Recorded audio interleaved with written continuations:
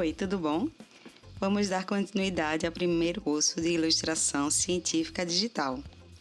Falaremos hoje sobre as técnicas tradicionais e computacionais, as vantagens e desvantagens das mais usadas, sobre como elas são realizadas, seus usos, aplicações e importância.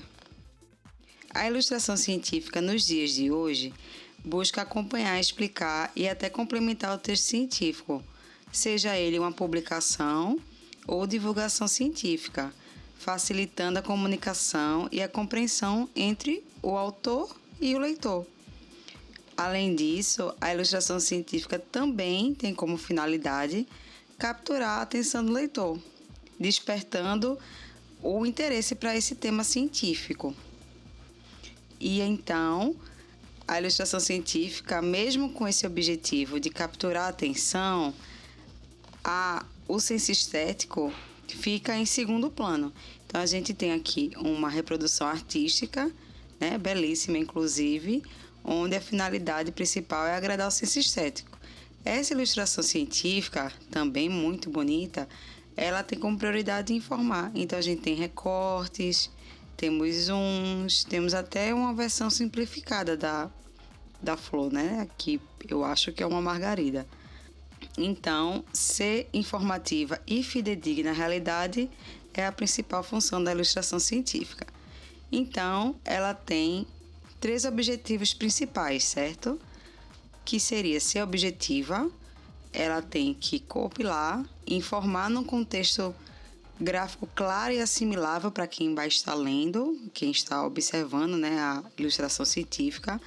Ela deve ser capaz de transmitir, então não somente resumir a informação, mas transmitir essa informação para poder veicular a mensagem, né, por si só, através da ilustração. E, como falamos anteriormente, ela também tem o objetivo de criar uma empatia, uma apreciação pela imagem, tem o objetivo de motivar, já que quando nós, seres humanos, somos motivados, nós aprendemos melhor. Então, quando a ilustração científica motiva, ela facilita a análise, ela promove uma percepção da informação e agiliza a apreensão, ou seja, a aprendizagem, a apreensão do conhecimento, quando ela é motivadora também. Vamos falar de algumas instruções para ilustração científica de forma geral. Em 1988, o Comitê do Conselho de Editores de Biologia dos Estados Unidos estabeleceu várias instruções para a ilustração em periódicos e livros científicos. Essas instruções não valem somente para as ilustrações, valem também para qualquer imagem que esteja na publicação, seja ela mapa, gráfico, porém a gente vai usar o contexto de ilustração científica. É importante que a gente, né, tenha isso em mente ao criar nossas ilustrações, seja para os periódicos ou para publicações mais informais. A primeira coisa que uma ilustração científica deve conter é o rigor. Ou seja, a gente tem que pensar que a confiabilidade da ilustração, ou seja, como a ilustração é fiel, depende da integridade e do cuidado na análise e obtenção dos dados. Então, se a gente tem uma pesquisa científica, é o rigor dessa pesquisa científica, desde a coleta de dados até a análise de dados, que vai me resultar numa ilustração também fidedigna. Então, a ilustração precisa desse rigor científico, certo? Outro parâmetro que a ilustração precisa ter é o número de imagens dentro de uma figura, dentro da mesma ilustração, ou até mesmo o número de imagens dentro do livro, do periódico. O número de figuras ele deve ser reduzido o suficiente para que a mensagem seja compreendida. Então, assim, se existir 20 imagens com informação científica numa mesma página, ou, sei lá, 20 figuras dentro de uma ilustração, o leitor pode ficar acabando confuso. Então, só aquela informação necessária pode ser incluída. Por exemplo, aqui nós temos um trabalho de ilustração científica onde ele mostra em formato do crânio desses mamíferos. E não seria talvez necessário para ele mostrar todos os ângulos do crânio, colocar mais imagens, sendo que ele só queria focar nessa visão lateral. Então ele selecionou uma imagem correspondente ao crânio, né, do mamífero, e aí a gente tem uma seletividade da informação. Mesmo que a gente tenha, por exemplo, resultados científicos semelhantes dentro de um próprio artigo científico, eles podem até vir resumidos no texto, não precisa ser todos os seus resultados apresentados de forma de ilustração científica. Nós temos também o parâmetro de não redundância, ou seja, os mesmos dados devem ser apresentados uma vez só. Como eu falei anteriormente, a seletividade você escolhe os dados que vai apresentar. A não redundância, você complementa, né, a seletividade. Esses dados devem ser apresentados uma vez só. Então, aqui a gente tem um trabalho de taxonomia de anêmonas, lá do meu laboratório, fiz parte desse artigo. E nós temos, por exemplo, uma imagem para cada informação. Então, a gente tem uma ilustração aqui embaixo para a posição dos mesentérios, que é importante para a taxonomia do grupo. Nós temos uma fotografia de cada um dos elementos que a gente quer mostrar. Então, assim, não existem repetições da mesma informação. Então, a gente tem aqui histologia, 2 fotos para histologia, uma ilustração, fotografia. Então, vocês veem que a informação ela não se repete. Uma ilustração científica precisa ser consistente. Os dados similares precisam ser apresentados de forma também similar. Então, a gente tem aqui também, nesse mesmo trabalho de taxonomia de anêmonas, a gente tem fotos dos quinidocistos, que são células urticantes das anêmonas do mar. E como a gente queria mostrar cada tipo que ocorria, todos foram apresentados da mesma forma. Então, a gente padronizou, certo? Então, a gente tem o espirocisto aqui, por exemplo, e todos eles também estão colocados da mesma forma na figura. A gente não colocou, por exemplo, um colorido e, sei lá, um em pé ou outro deitado. Então, as informações parecidas têm que ser apresentadas de forma semelhante também. Então, a gente tem que sempre pensar na padronização, porque vai facilitar a mensagem para o leitor. Foco. A ilustração deve focar na conclusão. Então, por exemplo, aqui o objetivo dessa ilustração foi mostrar o ciclo de vida. Então, a gente não precisa de mais informações além dessas para compreender o ciclo de vida. Então, a conclusão é essa. Ou, por exemplo, se você tem um gráfico e você quer mostrar que o gráfico aumentou alguma variável, então tem que focar nesse aumento dessa variável. Clareza e simplicidade, na verdade, elas se complementam. A gente deve evitar também explicações muito complexas. Se a composição visual for descuidada e tiver muitos elementos, muitas imagens, acaba levando à distração visual e à dificuldade de compreender. A mesma coisa é utilizar a linguagem simplificada. Se você começar a utilizar termos muito complicados, misteriosos ou enigmáticos, ou termos que não sejam muito específicos, a imagem também dificulta a compreensão. Então, toda essa composição ela deve focar na simplicidade e na clareza. Se a sua mensagem que você quer passar na sua ilustração científica for complexa, você deve primeiro simplificar a sua mensagem antes de fazer a ilustração. E se a sua mensagem for uma mensagem simples, por exemplo, eu quero, bem objetivo, né, fazer o ciclo de vida dessa ostra. Então, ela deve continuar dessa forma, ela deve continuar simples. Outro parâmetro que é importante para a ilustração científica é a eficácia visual. Como a gente falou anteriormente, deve ser utilizado o mínimo de palavras na imagem. Se existir alguma informação que você tenha que colocar como um texto corrido, como um parágrafo dentro da ilustração e que você não consegue traduzir ela para uma ilustração, ela deve continuar como texto, certo? Aqui, por exemplo, a gente tem a escala, as indicações dos órgãos reprodutivos da planta, certo? E a espécie. Então, ela por si só, a gente consegue entender que o autor, que é desconhecido, queria transmitir, que era mostrar as partes reprodutivas dessa planta. Credibilidade, a imagem deve ser convincente. Ela deve ser, por exemplo, se você quiser demonstrar que, como eu falei, uma variável num gráfico sobe, tem que estar bem claro que a variável vai estar subindo. Então, ela tem que ser convincente para o leitor de que aquilo ali é real, certo? Ela deve ser bem clara e objetiva. E, por fim, uma ilustração científica, ela deve poder ser compreendida por si só. Ou só a imagem, ou a imagem e a legenda, sem precisar necessariamente do texto. Então, essa aqui, como eu falei, é bem claro o objetivo do autor, mas se tivesse uma legenda aqui também, por exemplo, órgãos reprodutivos da planta, da espécie, eu acho que é ginkgo biloba, certo? Poderia ser compreendida facilmente com a legenda e com a imagem, sem precisar do texto científico. Mesmo a gente não tendo o artigo ou o livro dessa publicação, a gente entende o que ela quis passar. Bem, as técnicas tradicionais podem ser divididas em técnicas preto e branco, com ausência de cor, e técnicas coloridas.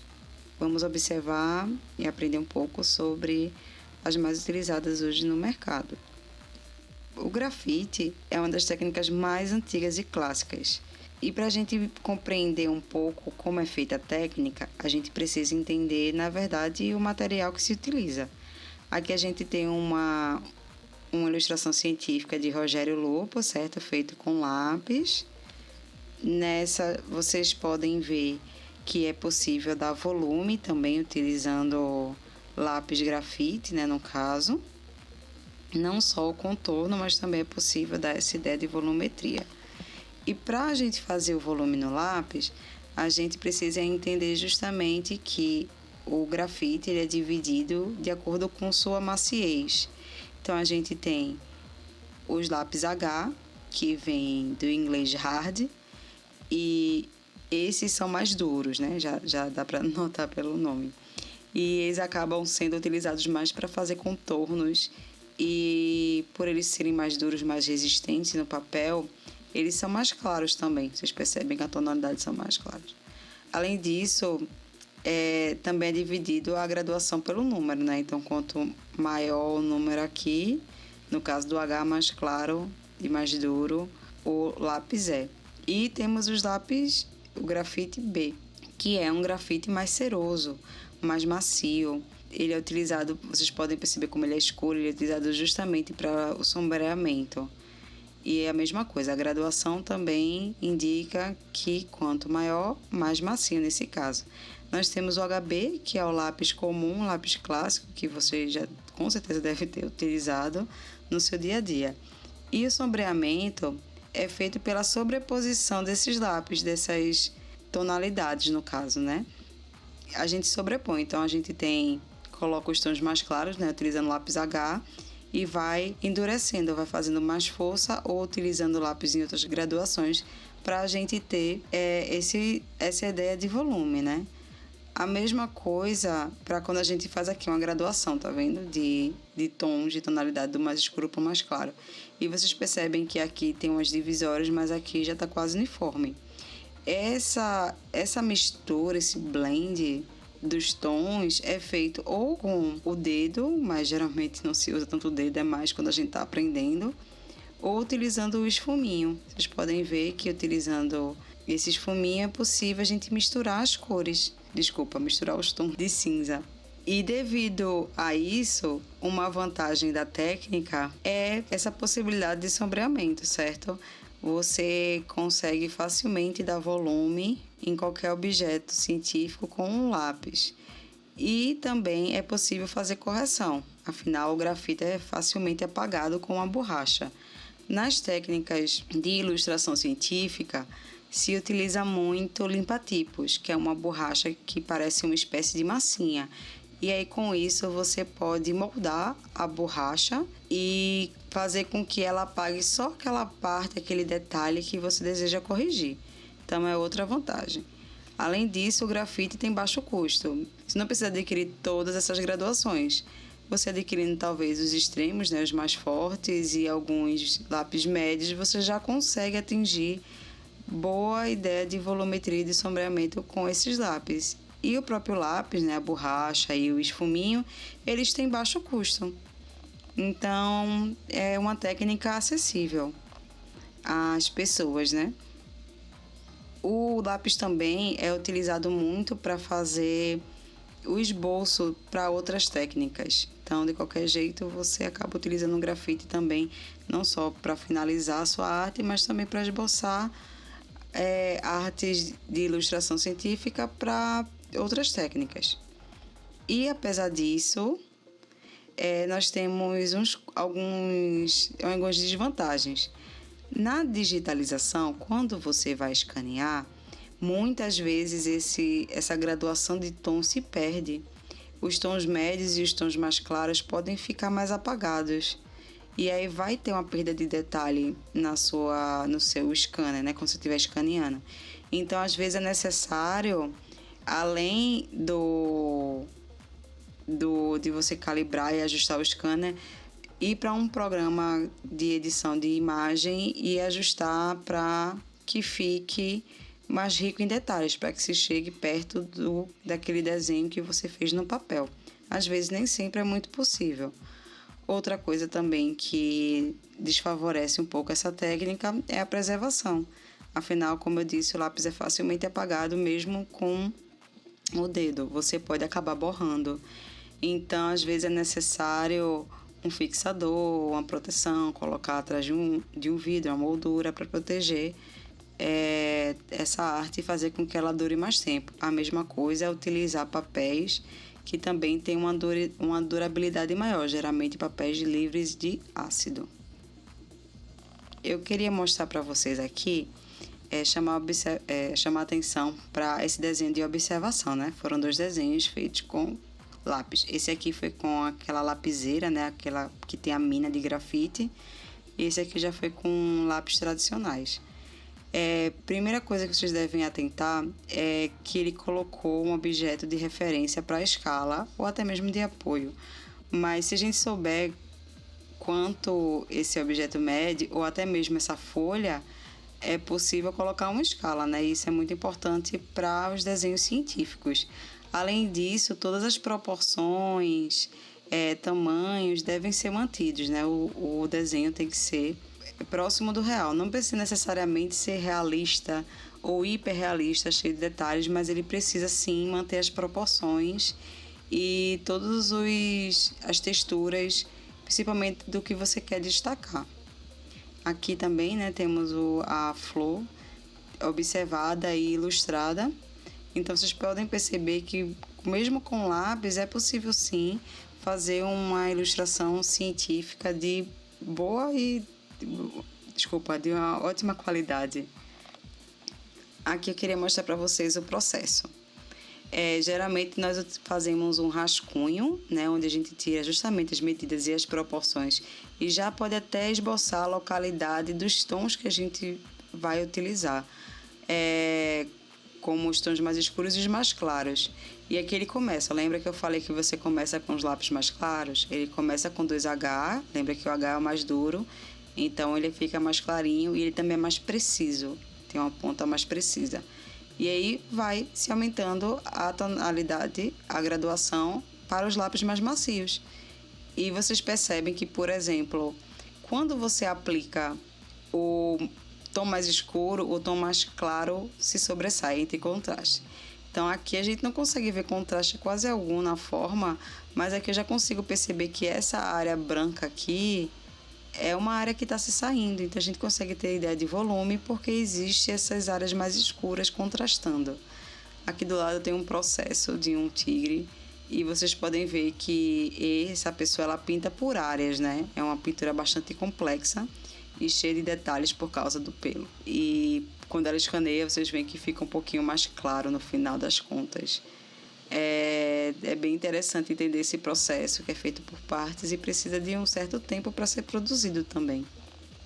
Aqui nós temos o nanquim, certo? Que também é uma das técnicas muito utilizadas até hoje por vários ilustradores científicos.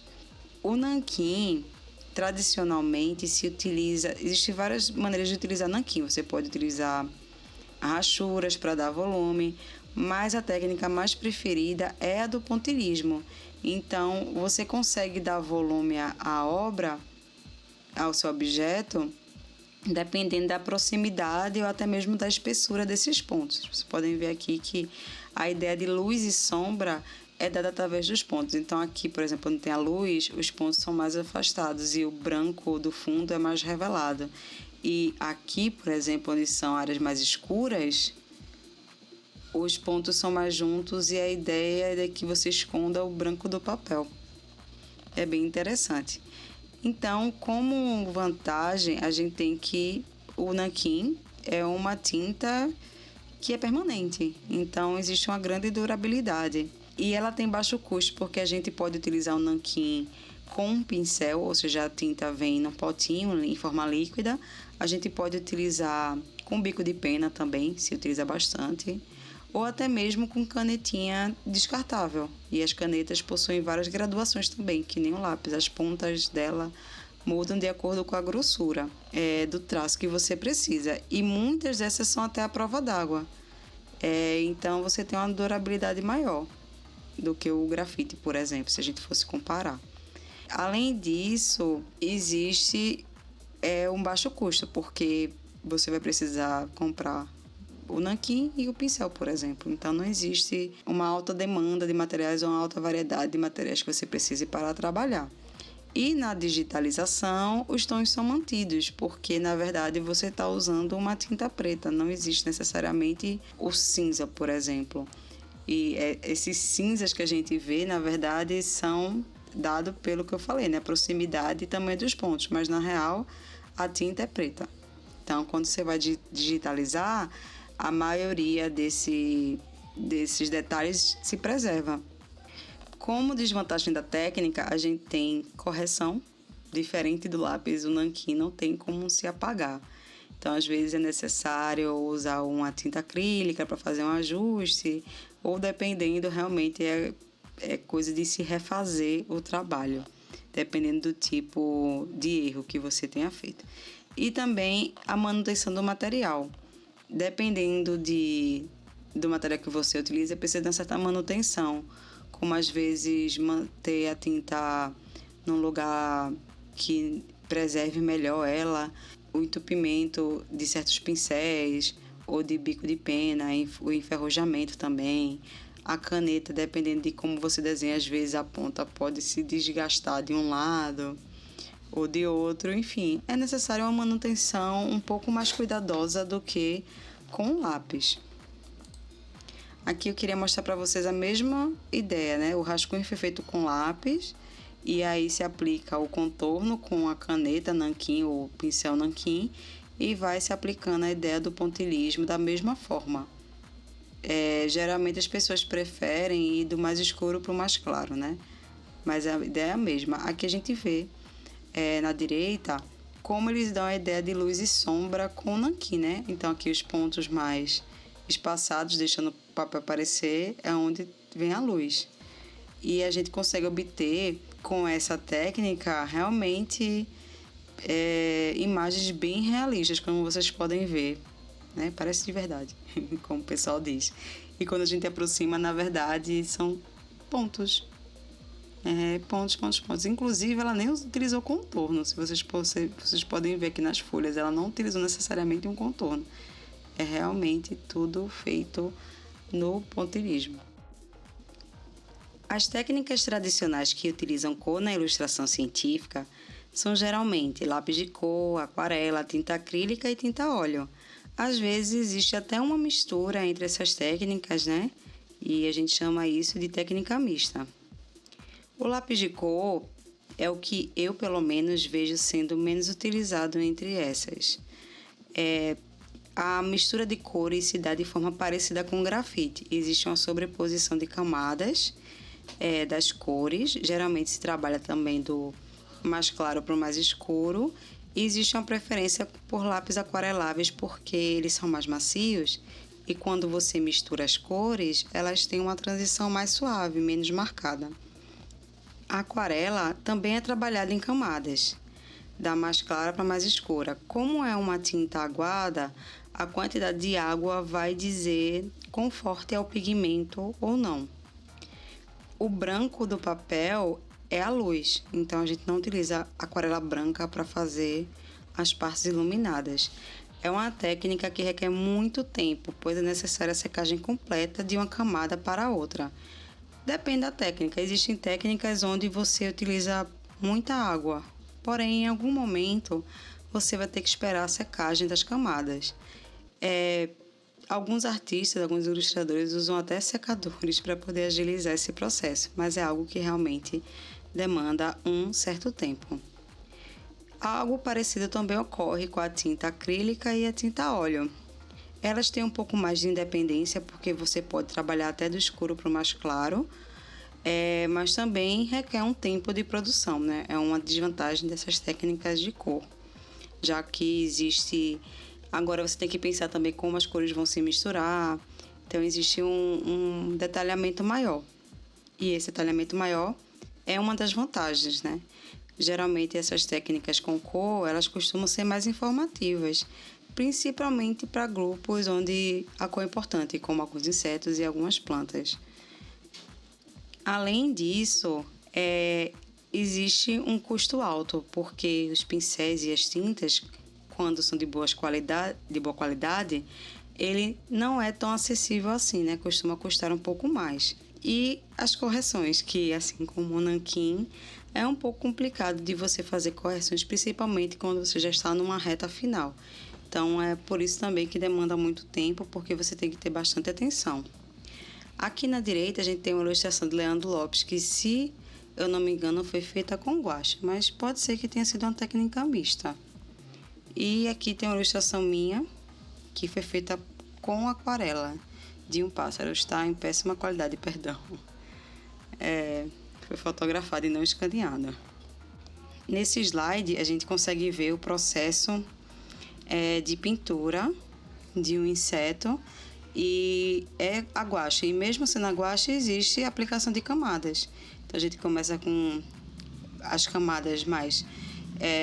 por baixo, né, por assim dizer, as primeiras camadas mais aguadas, mais suaves e que vão determinar a forma geral, e aí a gente vai construindo os detalhes à medida que a gente vai pintando, certo? Por exemplo, aqui, ó, tá mais branquinho, e foi aplicando as partes escuras posteriormente.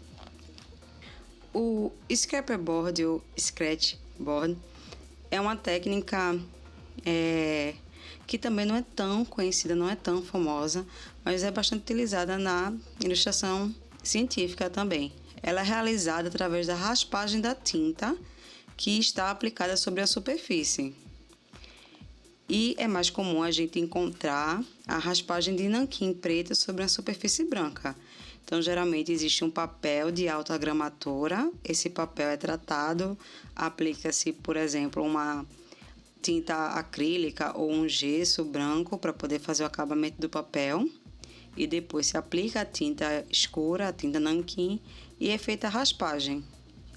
Tradicionalmente é assim que se faz, porém pode ser feito com outra tinta que não seja nanquim, pode ser colorido. O fundo, a superfície que você vai pintar, que você quer revelar raspando, pode ser de outra cor também. Então, assim, é bem versátil. E aí, para fazer a raspagem, se utiliza uma scratch knife ou uma lâmina de raspar, que geralmente tem várias formas e várias espessuras diferentes. Mas você também pode utilizar um estilete. Um estilete super afiado vai fazer um trabalho também tão bom quanto, né? E aí, isso diminui também o custo desse tipo de técnica, certo? E com ela também é possível fazer detalhamento, porque como você controla a espessura, você pode fazer fios, cerdas, pelos muito fininhos que algumas técnicas têm uma maior dificuldade de fazer. Então, existe uma quantidade de detalhamento que fica até parecendo como se fosse um 3D. Uma das partes contra é o tempo de produção e correções, assim como as técnicas coloridas, que eu coloquei aqui também porque o scrapboard pode ser também colorido. Pelo nível de detalhamento e etc., você precisa realmente de uma atenção maior. Aqui tem um exemplo Também do Rogério Lupo, ele pegou um papel de atragamatura, passou o gesso e passou as tintas, tá vendo? Tem várias tintas aqui que podem ser raspadas. Por exemplo, ele passou uma tinta cinza e alguns traços pretos e ele vai raspando, revelando a parte branca de baixo. Então, é uma técnica bastante interessante, onde você trabalha do escuro para o claro, no caso. E aí, dependendo das tintas e da raspagem, você consegue até ter tons de cinza ou uma profundidade, uma ilusão de profundidade de volumetria nessa técnica. Das técnicas tradicionais, a gente pode ter uma ferramenta que auxilia o ilustrador científico a obter imagem, que é a câmera clara. Ela é utilizada quando o ilustrador precisa fazer um desenho de maior precisão, um desenho taxonômico, e é utilizada esse aparato aqui no lado direito do microscópio aqui, e ele é anexado geralmente a uma lupa de laboratório. E o que acontece? Com isso, quando se anexa a câmera clara, é possível ver a sobreposição da visão do objeto que está na lupa, que está aqui embaixo, com o papel e a sua mão. Então, o que acontece? Você consegue desenhar, ao visualizar aqui, quando você coloca o olho aqui, é como se essas duas imagens se unissem. Então, você consegue, na verdade, decalcar a imagem sobreposta, certo? Vou mostrar para vocês aqui, acho que de forma melhor. Pronto. É exatamente assim que você está vendo, devido ao sistema de espelho e de prisma e ao fato da gente possuir dois olhos frontais, a gente consegue ver essa imagem sobreposta quando a gente está desenhando. E aí, aqui está a imagem do objeto na lupa, e isso aqui é que você enxerga em um dos olhos. E aí é só fechar o olho e desenhar. No final das contas, você vai estar fazendo um decalque do objeto. Então, auxilia bastante. Obviamente, não pode ser utilizada com objetos gigantes, né? Animais, sei lá, uma baleia. Porém, para a maioria das funcionalidades taxonômicas, principalmente insetos, botânica, crustáceos também se utiliza bastante, ela cumpre o propósito e até hoje é utilizada. Já começando as técnicas digitais, a fotografia também é uma ilustração, caso vocês lembrem, né? E ela é muito utilizada para fins científicos. Quando a gente utiliza a fotografia, ela é eternizada e ela está de fácil obtenção hoje, né? Hoje todo mundo tem um celular no bolso, então a gente consegue capturar momentos que passam rápido ou são efêmeros, que a ilustração por desenho talvez não conseguisse capturar.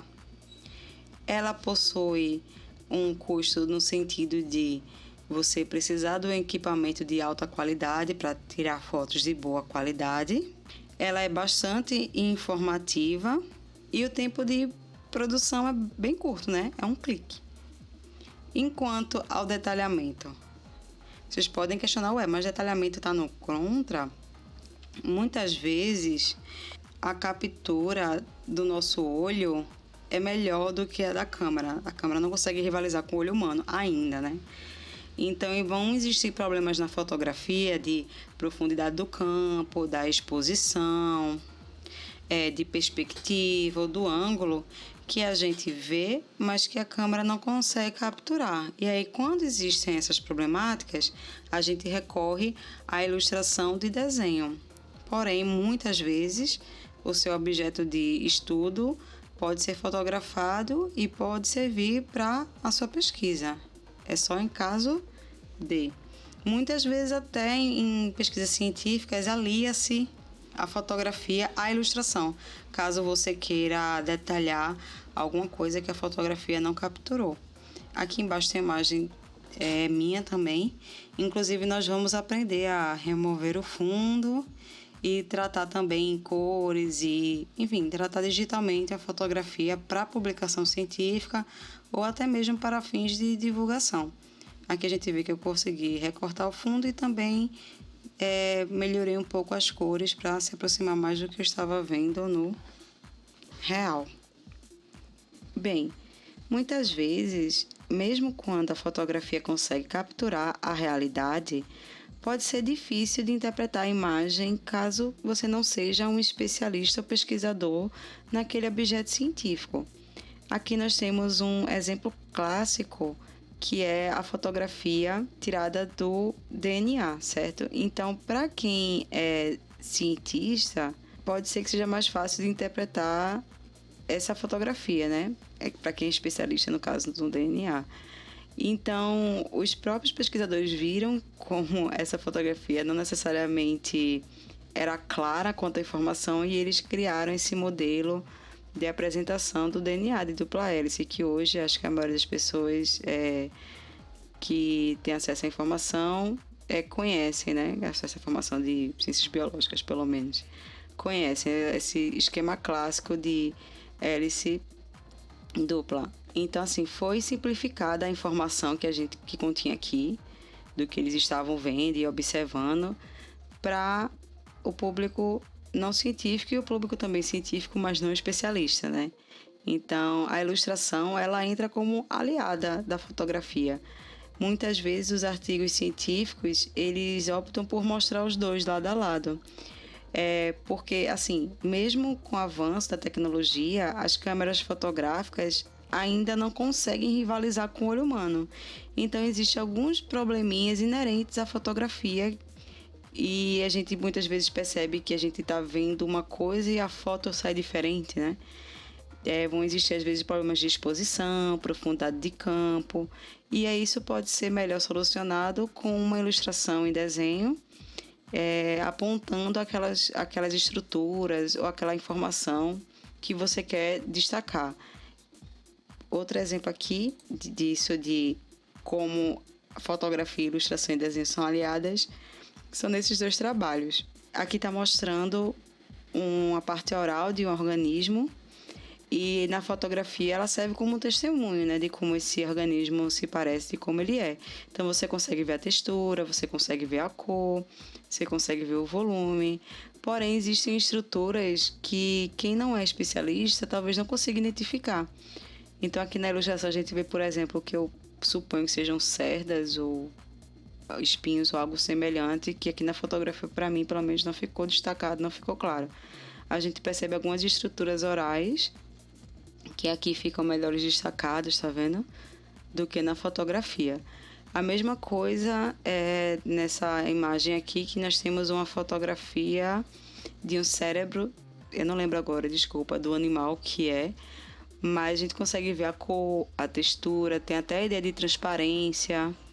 Então a gente consegue realmente ver o testemunho de como esse cérebro, essa parte neural do organismo na realidade. E até tem algumas informações aqui que não constam na ilustração. E na ilustração os cientistas optaram por identificar áreas e regiões que eles quiseram dar destaque, colocando uma cor diferenciada e apontando algumas estruturas que eles provavelmente no artigo quiseram discutir e comentar sobre. Então vocês podem ver que a figura as figuras podem ser até aliadas, colocadas lado a lado, dentro do mesmo artigo, da publicação, do livro. Então, assim, eu não acredito que existam técnicas necessariamente excludentes. Acredito que nós temos espaço para todas e as finalidades de cada técnica são diferentes. Então, às vezes você pode optar pelo uso de uma em detrimento de outra, a depender do fim que você quer para a sua imagem. Com o avanço da tecnologia, acabou conferindo ao homem a possibilidade de realizar pinturas de forma digital, tanto em 2D quanto em 3D. Essas técnicas, geralmente, que já são feitas no computador, têm uma facilidade maior de correção. É só dar um desfazer, um Ctrl+Z, por assim dizer. Ou até mesmo se você quiser ajustar, não sei, a forma, você faz facilmente isso em programa gráfico. Outra facilidade também das técnicas digitais é o resultado final, que já vai pronto para publicação. Quando a gente faz uma técnica tradicional, por exemplo, a lápis, a grafite, a gente precisa escanear, né, para poder colocar num livro ou na rede social ou no periódico. E essa imagem ela precisa ser tratada, não só ajustar contraste, brilho, níveis de preto e branco, a gente vai ver tudo isso a introdução disso, pelo menos na próxima aula, e vamos trabalhar também na parte prática. E também a resolução, o tamanho da imagem. Então, precisa de um tratamento para poder ser publicado. Já a técnica digital, você já pode fazer nesses requisitos da revista, enfim, do livro. Você já faz todos esses ajustes, já que os programas gráficos já permitem, já dão essa possibilidade. Porém, ela tem um alto custo, porque além de você precisar de um computador de um processamento grande, né, com uma placa gráfica, geralmente, você também precisa de mesa digitalizadora, que nada mais é do que uma mesa que você desenha em cima, certo? E já vai para o computador. Inclusive, algumas têm níveis de pressão. Então, elas simulam bem tanto as técnicas tradicionais como tinta, grafite, e também tem as suas próprias particularidades como técnicas digitais. Eu vou mostrar para vocês depois também sobre digitalizadoras. Algumas pessoas conseguem realizar o trabalho pelo mouse, pessoas que são extremamente habilidosas, porque pelo menos eu não consigo. Existem, basicamente, se a gente fosse dividir, duas técnicas grandes de pintura ou arte ou ilustração digital, que é essa que a gente está vendo aqui, né, que tem uma abordagem mais tradicional, que realmente parece uma pintura e tudo mais, que é feita em imagem, raster se chama, e nós temos as pinturas em vetor. O vetor nada mais é do que você cria linhas que o programa vai entender como equações matemáticas, né? Então você consegue ampliar e diminuir isso à vontade. A gente vai falar um pouquinho mais sobre as diferenças entre essas duas quando a gente for ver a parte prática também. E aí, os vetores é possível você fazer até com o mouse. Vou até comentar com vocês isso também na parte prática. Já as pinturas digitais é um pouco mais difícil. A gente consegue, mas é um pouco mais difícil. Esses dois trabalhos são meus. Inclusive, não dá para perceber muito a diferença, mas esse primeiro é um vetor e o segundo é uma pintura digital em raster mesmo. Esse foi feito para um trabalho científico de família de peixes e esse foi feito para uma educação, o caranguejo foi feito para uma cartilha de educação ambiental que trabalhava com comunidades pesqueiras. Então, assim, a depender da finalidade do seu trabalho, você pode optar por uma ou por outra. E o que temos hoje de mais avançado, entre aspas, da tecnologia mais moderna, são as ilustrações e até mesmo as animações em 3D para conteúdo científico. Então, aqui a gente tem um interior de uma célula e aqui nós temos o núcleo, temos os poros, temos os retículos endoplasmáticos. Então, a gente consegue ter uma ideia de textura, de como se comportam, né, interagem. Sobre as cores ou iluminação, isso é a opção do cientista / artista, né? Que aí você pode colocar, como eu digo, uma sensação, né? Você vê que ele optou por coisas mais neutras e mais escuras, diferente se tivesse colocado tudo colorido. Então, depende muito da finalidade que você quer para a sua ilustração. Temos os ribossomos aqui, achei bem interessante. Trago para vocês um exemplo muito legal de como construir uma imagem científica em modelo 3D com o que tem mais moderno hoje, né, na tecnologia. Esses shots, essas imagens que eu estou mostrando, vêm de uma palestra que vocês encontram facilmente no YouTube, de título The Challenge of Modern Scientific Illustration. Eu vou pedir para o editor, por favor, colocar aqui embaixo, caso eu tenha esquecido. Eles começam o vídeo falando sobre os desafios das técnicas digitais, e aí eu vou fazer um apanhado, um resumo. No final do vídeo vai ter toda uma animação, inclusive sugiro que vocês assistam, vai ter toda uma animação sobre como é feito isso, né? E aqui eu só tirei os shots, né? As screenshots. Então, começa no laboratório, eles estão estudando células neurais, né, neurônios e outras células, e aqui nós temos um equipamento preparado para tirar micrografias, que na verdade são fotografias de elementos microscópicos.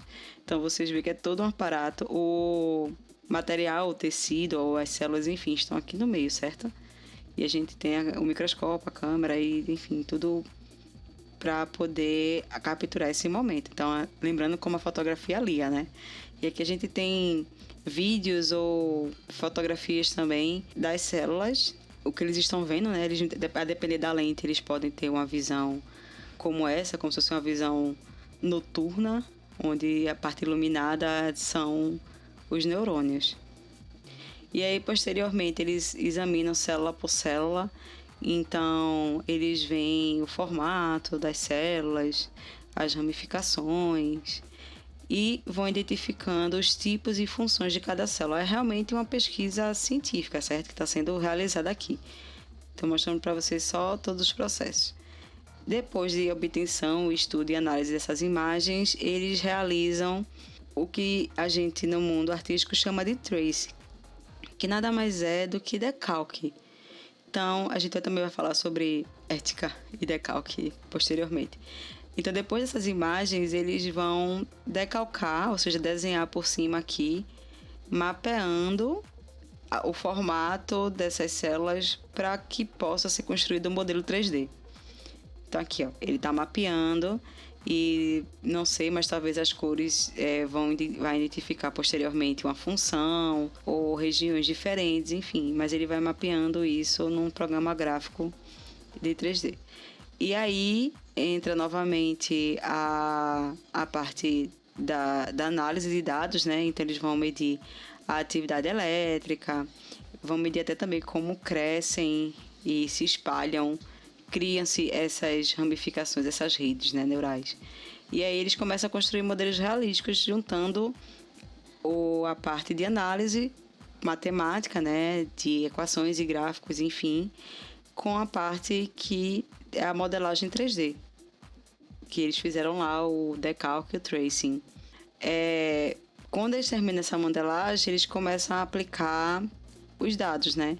Então, eles vão colocar, por exemplo, a síntese celular, o crescimento celular, eles vão colocar todos esses dados ao modelo 3D.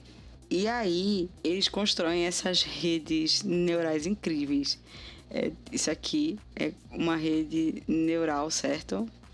Feita de várias células de neurônios, no caso. E isso aqui já é uma ilustração, animação científica, certo? Já é indo para o resultado final.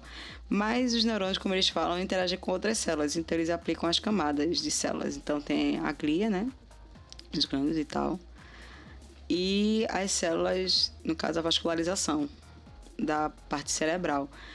Se eu não me engano, na palestra eles falam que eles fizeram isso para ratos e tentaram modelar também para humanos.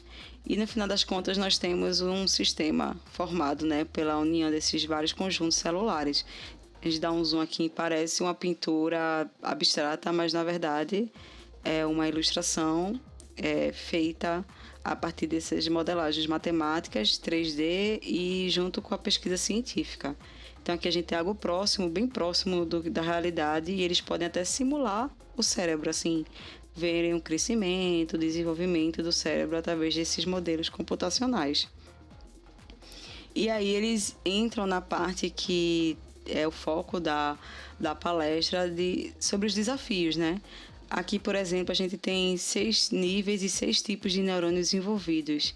E aí, como a gente consegue simplificar isso para uma pessoa que está observando, né? Porque para a gente pode parecer que são bem parecidos e tudo mais. Então, é o desafio hoje, pelo menos da modelagem 3D, trazer algo que seja realmente próximo do real, mas também compreensível para aqueles que não são especialistas, né? Como eu falei, porque a ilustração ela tem que ser uma informação clara. E aí, já entrando para as partes da aplicação da ilustração científica, são inúmeras, assim. Eu vou citar só algumas áreas, que são as áreas mais famosas, mas todas as áreas da ciência podem se beneficiar do uso de ilustrações científicas. E, como eu falei, pode ser desde publicação em periódico, livro, ou até mesmo para divulgação científica no Instagram. Então, a gente tem várias finalidades, várias aplicações, várias áreas. Temos a mais conhecida, eu acho, também a mais famosa para o público geral, que é biomédica, certo? ela visa agregar ilustrações científicas que buscam comunicar ou até mesmo explorar os conteúdos da saúde. Pode ser estruturas anatômicas, estruturas histológicas, celulares, relações de patógeno, como os patógenos agem nos organismos e com o hospedeiro, no caso, né? Pode ser de fármaco, pode ser de bioquímica, como o medicamento age e tudo mais, né? A gente tem exemplo aqui, por exemplo, de um corte da pele, as estruturas celulares, e todas essas estruturas são feitas, como eu falo, em escala ou pelo menos em formato próximo ao real. Por mais que estejam coloridas de forma não realística, elas se aproximam sim ao que acontece na realidade. Outro exemplo de biomedicina, como eu falei antes, de patógeno hospedeiros, a gente tem essa ilustração que deu a cara ao coronavírus, né? Estamos em 2020, estou gravando esse vídeo em 2020, nós estamos no meio de uma pandemia e, obviamente, isso aqui não é uma fotografia, mas é uma ilustração baseada na fotografia do vírus da Covid-19. E aqui a gente tem em cores as estruturas que provavelmente são particulares a esse vírus e que os cientistas quiseram dar destaque. E não sei se vocês viram também, mas existiram alguns vídeos passaram na Globo de como o coronavírus age dentro do organismo, né? Como ele afeta as outras células ou ataca as outras células. E tudo isso foi feito por animadores, né, científicos. Então, assim, misturando a ilustração científica e animação científica para divulgar os conteúdos da saúde. Aqui, tem essa ilustração da Carol Donner, desse livro, né, de anatomia ou médico. E eu queria só lembrar para vocês que a ilustração científica não precisa ser realista. Porque, por exemplo, se aqui tivesse um esquema realista de coração, a gente não conseguiria ver as diferentes regiões do coração, né? As válvulas e câmeras que são diferentes, elas estão com transparência, com cores diferentes. Então, às vezes, é empregado essa ilustração mais cartunística, por assim dizer, para exemplificar a informação que você quer passar. Então, você pode optar também por uma ilustração não realista, para poder passar a sua mensagem. Temos também a área de astrofísica ou física, e ela reúne ilustrações para a descrição desses fenômenos físicos que envolve geralmente uma grande variação de escala, né? Quando os cientistas retratam galáxias inteiras, e de abstração também. Pode ser feita ilustração experimental, de física experimental também, mostrando alguns experimentos, meteorologia, entre outros. Essa figura aqui foi publicada na Nature, é do espectro solar.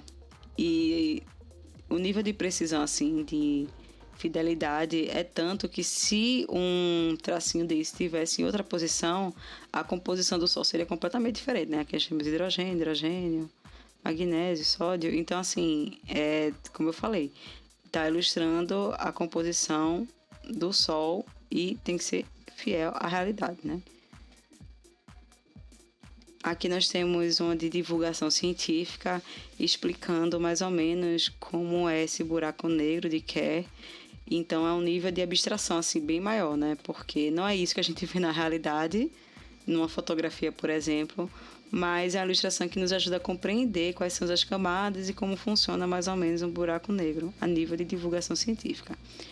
Outra ilustração que acho que todo mundo gosta, todo mundo é fã, é a ilustração voltada para criação de planetas que o ser humano nem pisou lá ainda. Então a gente tem aqui uma impressão de um ilustrador científico de como seria a superfície do planeta Próxima B, que fica perto da Próxima Centauri, né? Então, assim, o ser humano nem pisou lá, mas aí ele, através de dados de composição do solo, do clima, etc., ele consegue reproduzir essa ilustração de como poderia ser a superfície desse planeta. Bem interessante. E nós temos a área naturalista, que justamente aqui a gente vai mais usar, por eu ser bióloga, mas é descrever o mundo natural. Então, são áreas da zoologia, botânica, ecologia, que se utilizam desse tipo de ilustração. Inclusive, os estudos taxonômicos utilizam bastante, né? Mas a gente também vai ver comportamento, de interações ecológicas, paleontologia, vai estar tudo aqui nessa grande área de ilustração do mundo natural. Aqui, para chegar perto do fim dessa aula, nós temos uma comparação desse trabalho de várias técnicas de ilustração científica. Então, a gente tem desde o contorno do objeto, né, da descasca da planta, passando pelo lápis, nanquim, o sketchboard que a gente falou, aquarela, lápis de cor, tinta óleo e fotografia. Vocês percebem que cada ilustração dessa tem um fim diferente, tem um resultado diferente e um objetivo diferente. Nenhuma dessas é, como eu posso dizer, melhor que a outra, né? Todas elas são informativas e todas elas são ilustrações. Então, desde a fotografia até o contorno, todas essas técnicas são utilizadas amplamente na ilustração científica. E eu espero que esse curso não só abra a mente de vocês em relação às possibilidades, mas também traga uma certa independência para a produção das próprias ilustrações científicas. A nível de curiosidade de uso também e aplicação, tem esse artigo que é de 2012, fala sobre a filogenia de um grupo de insetos alados, e eles falam que a cabeça desse grupo de insetos é muito importante para a filogenia, porque é uma das regiões mais complexas do corpo e é justamente utilizada como um caráter filogenético. Então, a gente tem aqui uma na esquerda, eu acho que é uma tomografia, é isso mesmo, é uma tomografia, e a partir dessas tomografias que eles fizeram, dessas fotografias, eles conseguiram fazer um mapeamento para poder fazer uma reconstrução em 3D das partes do interior da cabeça desse inseto, que obviamente deve ser pequeno, então essas partes são bem sensíveis e bem delicadas e de difícil obtenção. Então, uma solução foi fazer a tomografia dessas regiões de mapeamento e fazer um esquema 3D para poder, no caso, transmitir a imagem e explicar a diferença das regiões e mostrar as formas e cores através dessa ilustração em 3D. Então, vocês veem como também são aliadas. E um fato bem interessantíssimo que aconteceu recentemente, em dezembro de 2020, uma publicação recente. Essa é a capa da Nature, certo? E na capa existem vários pesquisadores aqui, alguns são brasileiros, inclusive, como resultado dessas pesquisas. E nós temos uma ilustração científica feita por um brasileiro também, Rodolfo Nogueira, para mostrar para vocês como é interessante, como é legal e como existem vários usos e aplicações de diversos tipos de ilustração científica. E é isso. Até a próxima aula.